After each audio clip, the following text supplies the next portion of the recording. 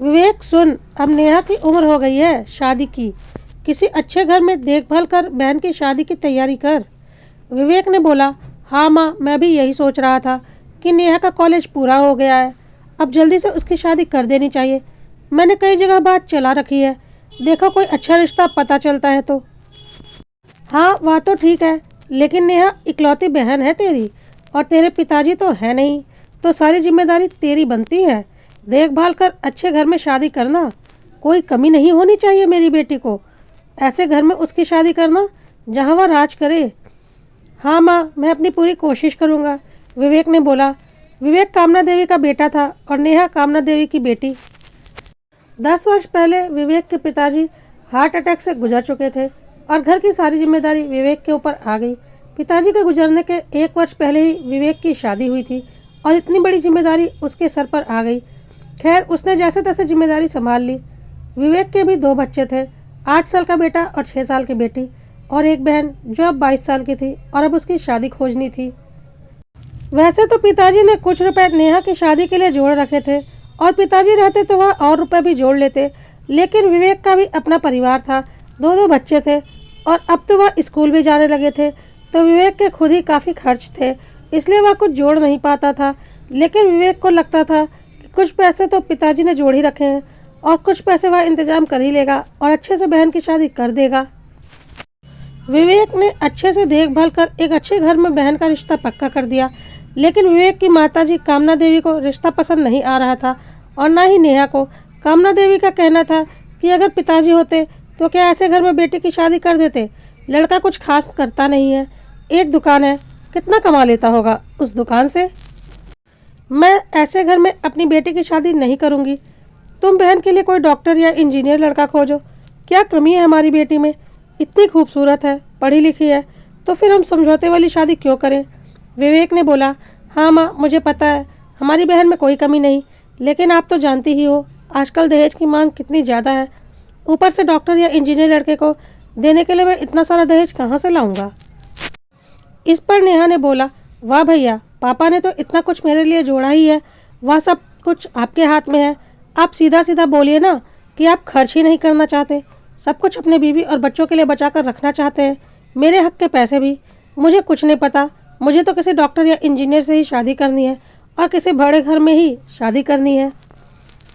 मैं समझौते की ज़िंदगी नहीं जी सकती, जहाँ पर एक एक चीज़ के लिए मुझे समझौते करके चलने पड़े। मुझे यह शादी नहीं करनी। कामना देवी और नेहा अपनी अपनी बातें बोलकर चली गईं। विवेक अपनी पत्नी मनीषा की तरफ देखने लगा।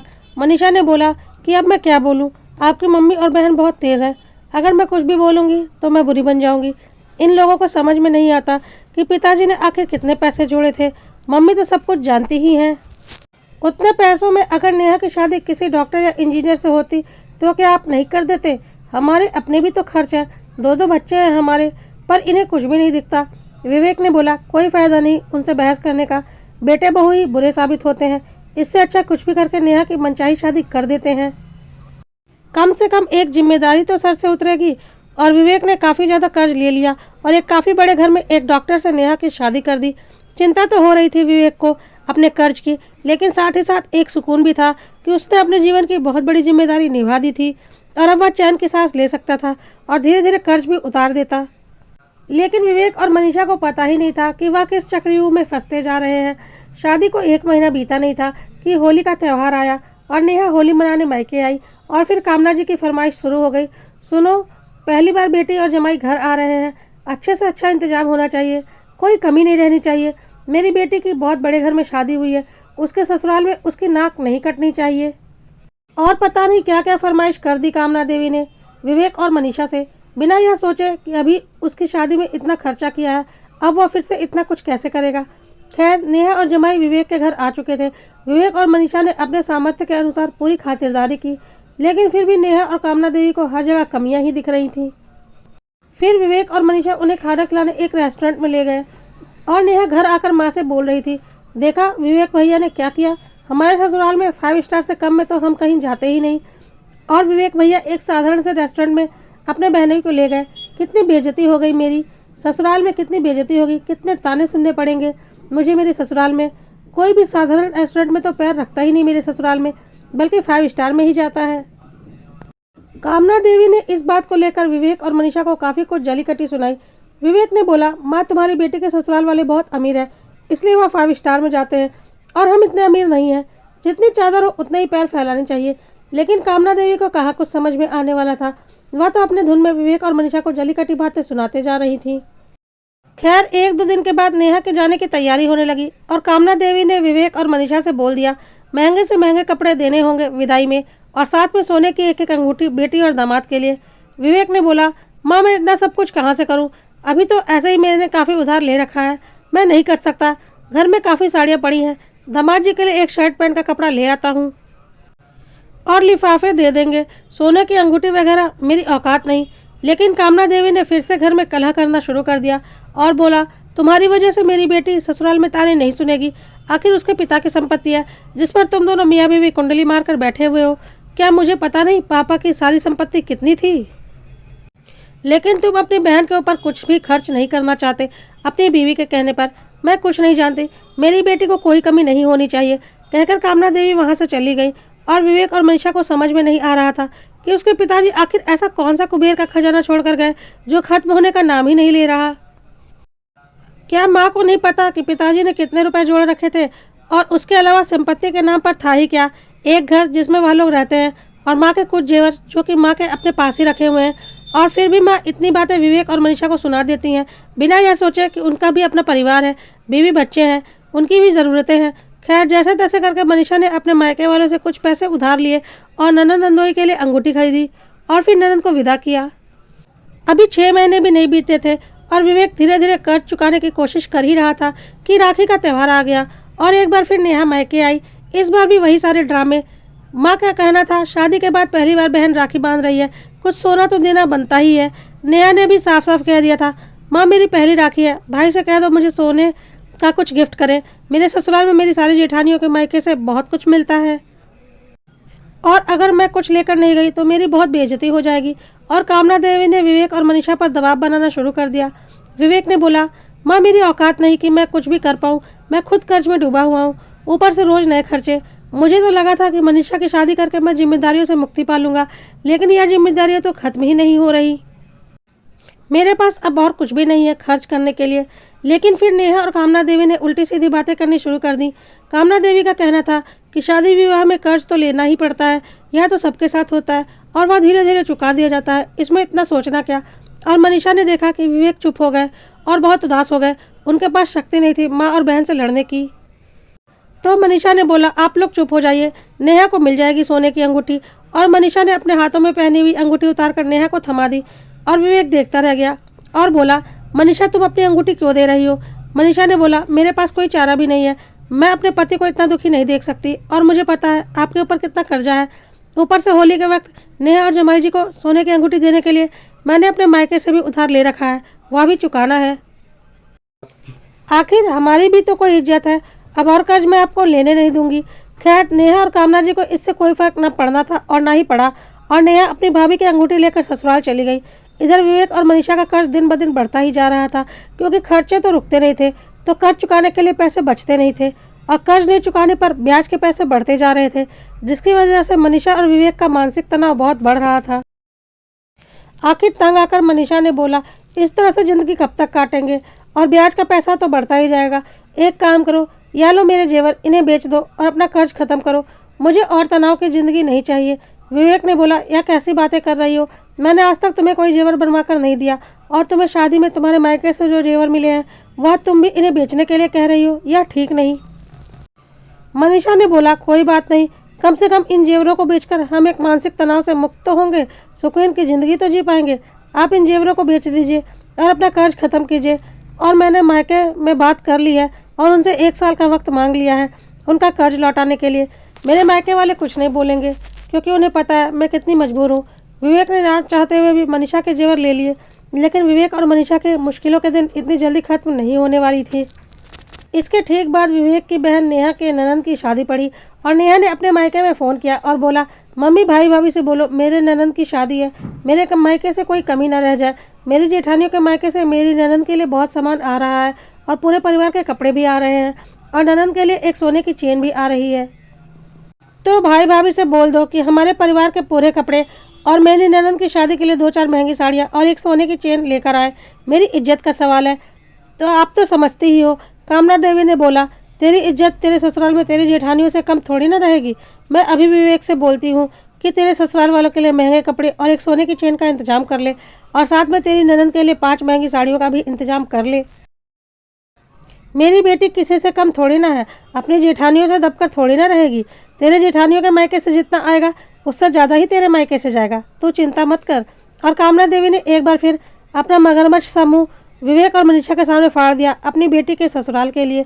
विवेक ने सर पकड़ लिया और बोला, माँ अब आप मुझसे कोई उम्मीद ना ही करिए तो अच्छा है। मेरे पास अब कुछ नहीं बचा, पूरी तरह से कंगाल हो चुका हूँ। लेकिन कामना देवी कहाँ मानने वाली थी।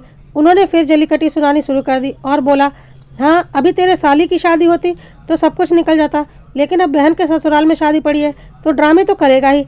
इस पर मनीषा ने बोला, बहन के ननद की शादी है तो बहनोई जी इंतजाम करे ना, पत्नी का भाई थोड़ी ना करता है।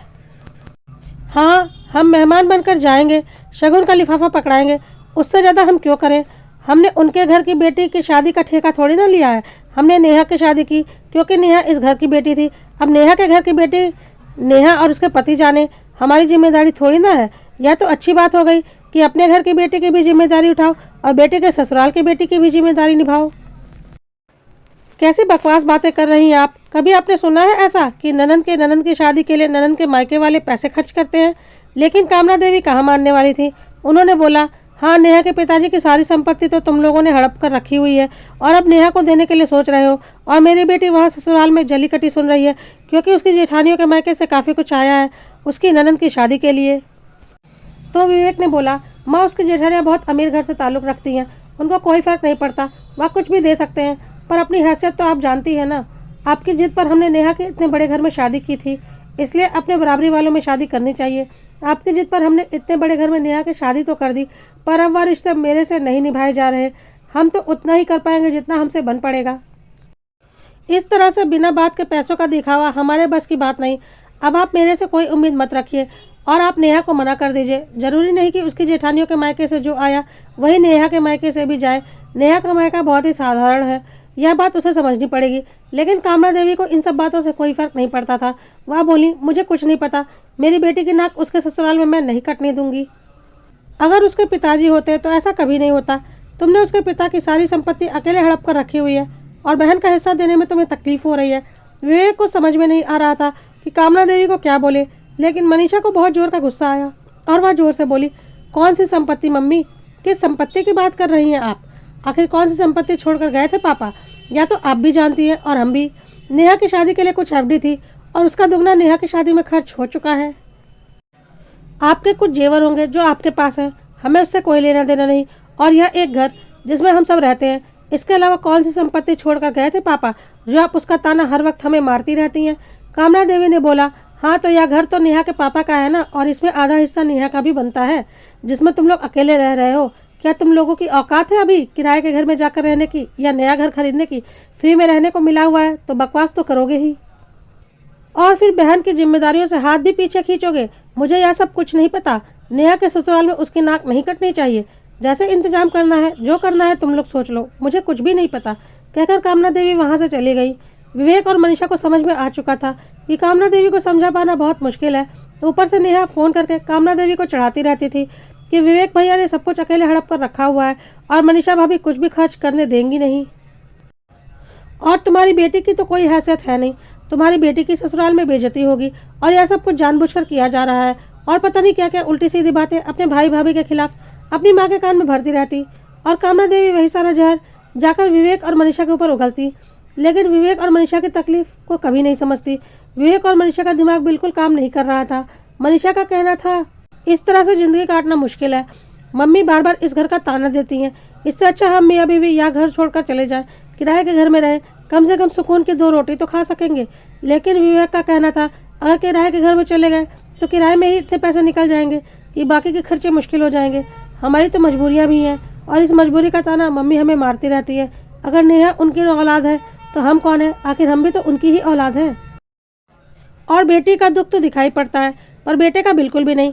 बेटी का दुख तो बनावटी है, उसे कोई दुख नहीं, बस दिखावा करना है। और बेटा तो सच में दुखी है, लेकिन माँ को बेटे का दुख कभी नहीं दिखता।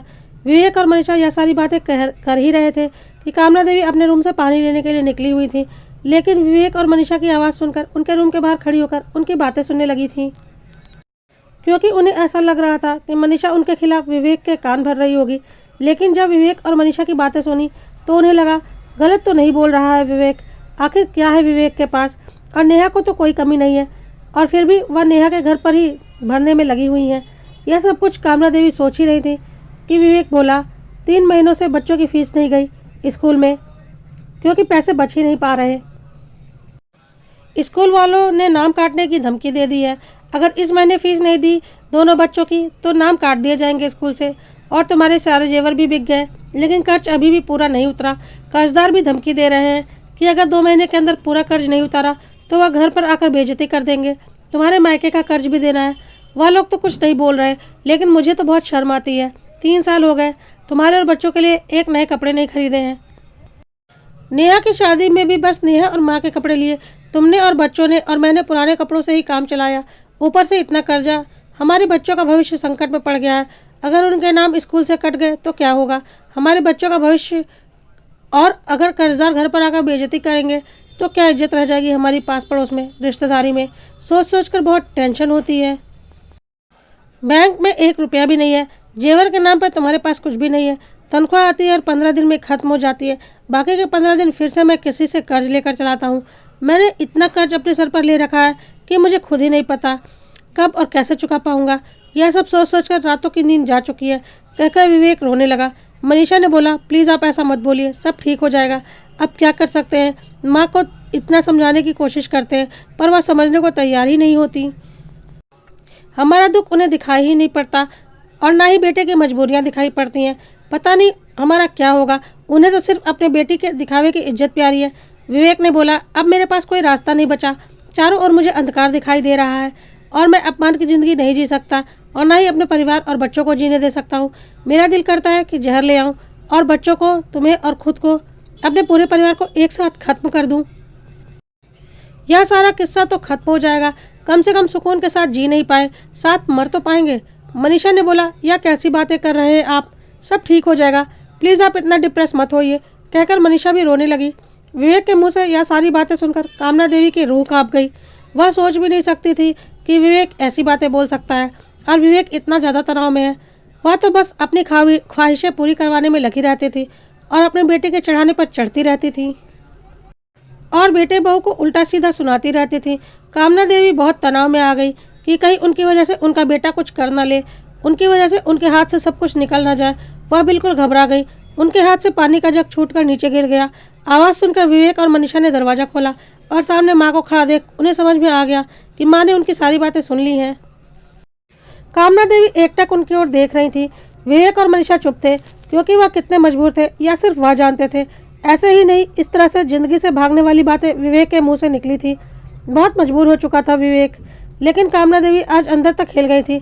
सपने में भी नहीं सोचा था कि वह इस हद तक अपने बेटे बहू को मजबूर कर चुकी है, क्योंकि उन्होंने इस बारे में सोचा ही नहीं। बहुत हल्के में लिया था सब कुछ।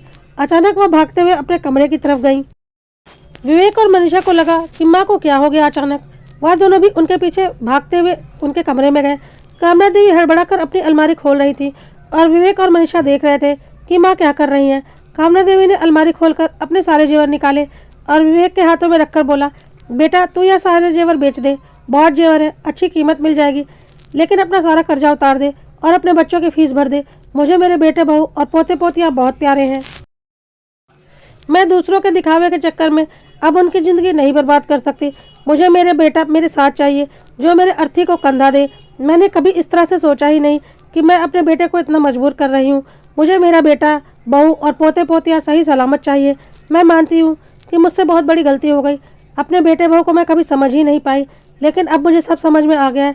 तू जल्दी से इन जेवरों को बेच दे और अपना सारा कर्ज चुका दे और बच्चों की फीस भी भर दे, और आगे से अपने हिसाब से घर चला, जैसा तुझे ठीक लगे।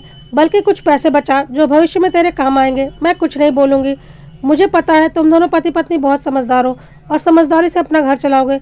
यह सब बातें करते करते सुबह हो गई थी और नेहा का फ़ोन आया, और नेहा ने बोला, माँ भैया से बोल दिया है मेरे ससुराल में देने के लिए, वह चेन और कपड़े ला रहे हैं ना। कामना देवी ने बोला, नहीं बिल्कुल नहीं। तेरे भैया भाभी ने अपनी बहन की शादी की, अपनी औकात से ज़्यादा बढ़कर किया है। अब तेरे ननद की शादी तू और तेरा पति देख। तेरे भाई भाभी की जिम्मेदारी नहीं है। लेकिन माँ, मेरी दोनों जेठानियों के मायके से मेरी ननद के लिए काफ़ी कुछ आ रहा है, मेरी इज्जत का क्या होगा? कामना देवी ने बोला, तेरे जेठानियों का मायका बहुत अमीर है, पर तेरा मायका उतना अमीर नहीं, तो दिखावे में मैं तेरे मायके को और अधिक कर्ज में नहीं डुबा सकती। वैसे भी बेटी की शादी माँ बाप और भाई भाभी की जिम्मेदारी होती है। जैसे तेरी शादी की जिम्मेदारी तेरे भाई भाभी ने निभाई, अब अपनी ननद की शादी की जिम्मेदारी तू और तेरा पति देख। मेरे बेटे बहू की जिम्मेदारी नहीं है, इन्होंने अपनी जिम्मेदारी निभा ली और बहुत अच्छे से निभा ली, और अब इनकी कोई जिम्मेदारी नहीं है, क्योंकि मेरे बेटे का भी अपना परिवार है, उसके भी अपने बीवी बच्चे हैं, उसके भी अपने कुछ खर्च हैं। क्या जिंदगी भर वह बहन के परिवार को ही देखेगा और बहन के बारे में ही सोचेगा? नेहा ने बोला, यह कैसी बातें कर रही हो माँ, यह तो भैया की जिम्मेदारी है, उन्हें सोने की चेन तो मेरी ननद को देनी ही पड़ेगी। मेरी सास ने तो साफ साफ बोल दिया है कि तीनों बहुओं के मायके से सोने की चेन आनी ही चाहिए मेरी बेटी के लिए। इस बार कामना देवी ने बहुत ही कड़े शब्दों में बोला, क्यों, तेरे ससुराल वाले भिखारी हैं क्या? दिखने में तो बहुत अमीर है, दहेज तो भर भर कर लिया था, और अब बेटी को शादी में देने के लिए बहू के मायके में हाथ पसार रहे हैं। किसी भिखारी घर में तो शादी नहीं कर दी हमने तेरी, गलती से। जरा अपनी सास से मेरी बात तो करवा दे, जरा पता तो कर लूँ कि सच में वह अमीर है या सड़क छाप भिखारी है जो अपनी बेटी की शादी के लिए बहू के मायके से भीख मांग रहे हैं। चल बात करा अपनी सास से। बहुत ही कड़े शब्दों में कामना देवी ने यह बातें कही थी। सुनकर नेहा अंदर तक हिल गई और समझ गई कि अब उसकी बातों से उसकी माँ नहीं आने वाली, और ना ही उसकी सास के किसी ताने का उसकी माँ पर कोई असर होगा। कामना देवी ने आखिरी शब्द कहे, अगर तेरे ससुराल में तुझे कोई परेशान कर रहा है या तुझ पर दबाव डाल रहा है मायके से कुछ लाने के लिए, तो उन्हें पलट कर जवाब दे, अपने हक के लिए लड़। लेकिन तू वह जिम्मेदारी अपने भाई भाभी पर यानी मेरे बेटे बहू पर नहीं डालेगी। और अगर यह सब कुछ तू अपने मन से बोल रही है तो आगे से ऐसा कभी मत करना। मैंने बेटे की शादी अच्छी कर दी, तेरे भाई भाभी ने अच्छे से जिम्मेदारी निभा दी, अब तू अपना घर संभाल और मेरे बेटे को अपना घर संभालने दे, कहकर कामना देवी ने फ़ोन रख दिया। नेहा को समझ में नहीं आ रहा था कि एक रात में ऐसा क्या हो गया कि उसकी माँ अपने बेटे बहू के बारे में सोचने लगी और बेटे की बनावटी बातों को सिरे से नकार दिया, और उसकी बनावटी बातों पर कोई ध्यान नहीं दिया और उसके घड़ियाली आंसुओं पर नहीं गई।